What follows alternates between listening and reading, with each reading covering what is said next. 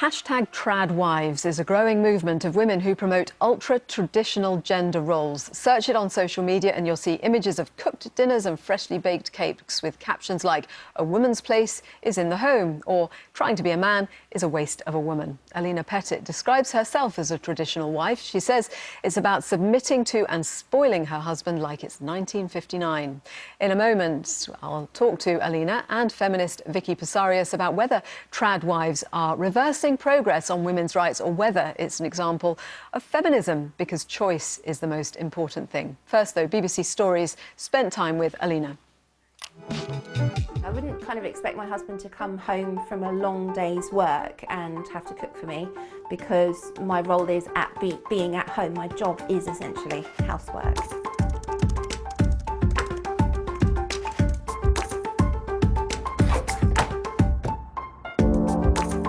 I choose what we eat, where I buy it, how much I spend on things, and so that's a monthly allowance, if you want to give it that kind of phrase. There's always a bit of a buffer in there for me to spend something on myself, so that I'm not always asking him for money.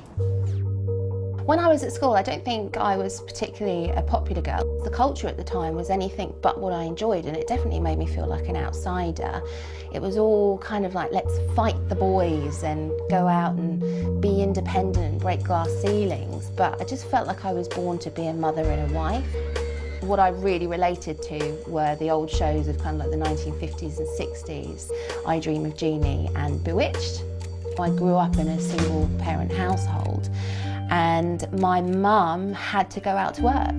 The home became just this huge burden for her, and I suppose at that point in time I probably identified that I didn't want that same life.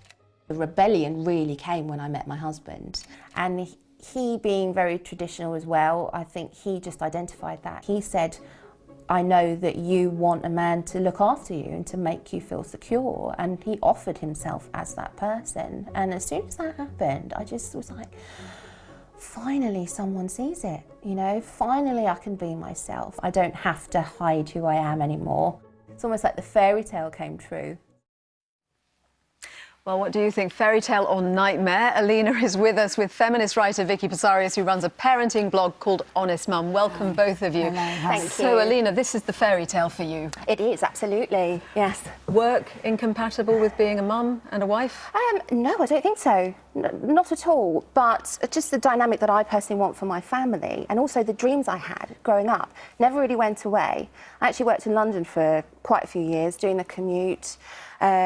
And I just was not embracing kind of my soul's desire. I grew up in a generation where I was told I had to go and break glass ceilings, that being a housewife wasn't good enough. A teacher even asked me once what I want to be when I was older. And you think kind of, you know, far in the future. I said to her, I want to be a wife and a mum. And I was laughed at by a teacher who was supposed to kind of support us in our dreams. And I just felt like the generation I grew up with was, you can be anything you want to be, except for that. So, there are obviously a lot of people who would say this is anti-feminist. Yeah. Would you say it's feminist because you're making a choice? Definitely. Would you, right? Yeah, definitely. And I think that's what people get so confused by.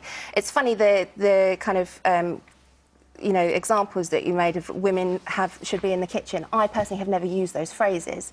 I understand with the movement, you know, there's kind of like polar opposites. The people that are really staunchly kind of trad wife, as it were, might say those things, but you know, it's a spectrum. We identify. Is it fair to say you do everything at home? Yes, absolutely. Well, does your husband lift a finger to do anything? Yeah, to put up shelves, lift heavy things. You know, kind of. That's the thing. I'm physically capable of doing those things. Do I want to do them? No. He's physically capable of cooking. He's actually great at cooking, but he works such long hours for us. And actually, my talents lie in domesticity and cooking, and I love it. I could cook all day and bake all day, so I want to do that. And it's also an act of service for my husband, and it's a way I demonstrate and show love. Is it servitude? So, no, not at all, because I'm wanting to do it. It's actually my choice. That's a feminist thing. Vicki, what do you think? So I think this is not about getting at stay-at-home mums. Feminism is about equality, and I champion the choice. Lots of women don't have the choice, but if that's what you want to do, that's fine. I think that this movement can be quite dangerous. We are still 100 years away from the gender pay gap closing. I think that this thing about submission, if you look at some of the values, it says, behave childlike to my husband, all of these things. We're not 1950s housewives, and we're trying to move towards flexible working and greater maternal rights and equality, and we're so far from that. And if you look at the Me Too movement and things, this feels so, you know, it's not progressive. It's taking us massively backwards. While we're in a period of transition then, do you think there is a lot of pressure on women to, as Alena indicated, effectively have it all? You know, work, of course, be a there's mum, huge be a amounts wife. of pressure. I think Something this is has to why give in the end, doesn't I've it? written a book called Mum Boss, which is about how to juggle those things. I work flexibly, I work remotely, I can work part-time one week, I can work more intensely the next. You know, I mean, you're a former actress, aren't you? And you've written a book as well. So there's lots of, there's nothing, I think that things have to change with legislation. I think the workplace has to change to help people like us so we're better supported. I'm concerned about who are these men that want women to bow down to them and put slippers in front of the fire for them. None of the men I know want that. It's, you know. Yeah, well, that's funny that you raised that, because my husband didn't outright say he wants that. It's just a conversation. But you do put his slippers out? No, of course not. He doesn't even wear slippers. She just put that on Instagram. That's the thing. I'm kind of, you know, it's a light-hearted way to approach it. You know, you get these kind of doctrines of what you're supposed to do as a 1950s housewife. Clearly, I don't identify physically. You don't dress like one. No, exactly. Yeah. You know, I'm a very modern person. I have, you know, rights within my marriage. We bounce ideas off each other. My husband runs his own business, so he often comes to me. It's not like I had a lobotomy and, you know, did away with all of my experience working. What if you found home. yourself on your own for whatever reason? In terms of what? Well, divorce. Divorce, I would go back to work. But for the moment, I am enjoying the lifestyle that I'm leading. And I get messages every single day from women all over the world who say, I really want this too, but I feel ashamed.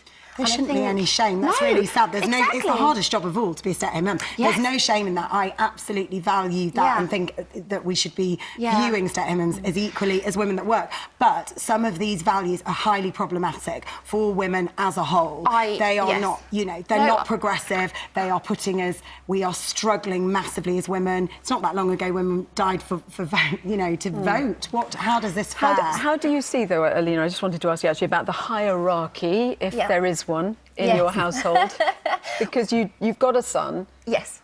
And he's sort of lower in the pecking order. Is that fair to say? You put your husband first? Well, I wouldn't say he's lower in the pecking order. You know, all of our needs need to be met, but he is there because of my husband and I.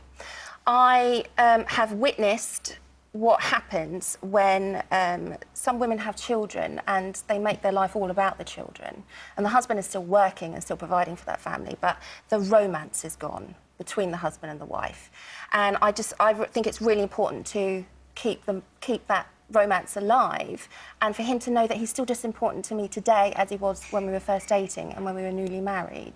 So that's where I'm coming from with regards to that. It's not about my son, you know, he can, you know, take the scraps and the crumbs from under the table. You know, I love him just as much, but my husband is still there. He's still a person. He's still very valid and very needed. That's assuming that women that work don't think that, though. I'm not assuming that. Yeah. But it's like saying that you're not going to have time for your husband or you don't value him. I mean, I would definitely say my kids come, sorry, Peter, above my husband. But, you know, what do you think about the more extreme women, though, that are saying, let's be submissive? Because that's what I find highly sort of and I worrying. must say, I kind of don't agree with that myself, you know. I think we're in a really great position at the moment, is that, you know, I can go out to work if I want to, I can have a career, and I can stay at home if I want to. I think what I'm feeling and where I'm coming from is the fact that it's less represented, not very well supported, and I have had incidents after incidents of being shamed for it, you know, and people say to me, especially when my son went to school, when's Alena going to go back to work?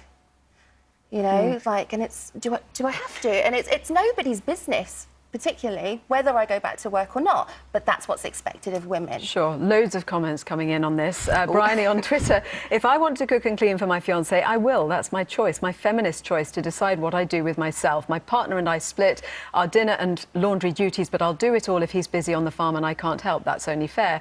Dr. Saeed on text, trad wives don't think it's going backward. This will bring more stable families, less stress, well-groomed and responsible children.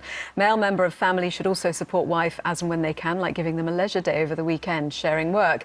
Christian on email, I'm an aircraft engineer, my wife a part-time nurse. We both work shifts and also have an 8-year-old daughter. We share our roles in the kitchen.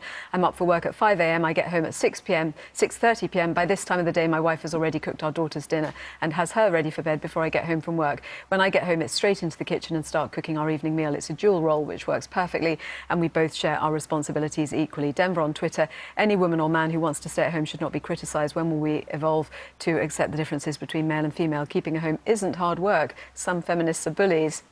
We've got so many coming in. I'll just read a few more. Janet on text, what are these women running away from? Either they're too scared to join in the real outside world, or they're idle and settle for a repetitive, dull and easy round of housework, shopping, etc. without any responsibility. Have they no pride? Housework is not easy. It's not easy. Just to say, it's not all that's involved. But Michael on text, my personal experience is the more my wife puts me first, the more I put her first. If the relationship is one of captain and first officer, then a complementary team is created. Sadly, destructive relationships today, often leading to divorce, are when both are trying to be captains. Call me old-fashioned, but a traditional wife should bring out the quality in her husband of being a loving, protective hunter-gatherer.